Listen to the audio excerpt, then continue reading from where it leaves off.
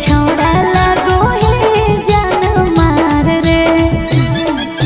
नहीं तोर बोलिया नहीं तोर गोरे गलिया से, नहीं तोर बोलिया नहीं तोर गोरे गलिया से, दिलवा लागल हवे छौड़ी ओठा लालिया से। दिलवा लागल हमरे छौड़ा तोर झोलो पिया से।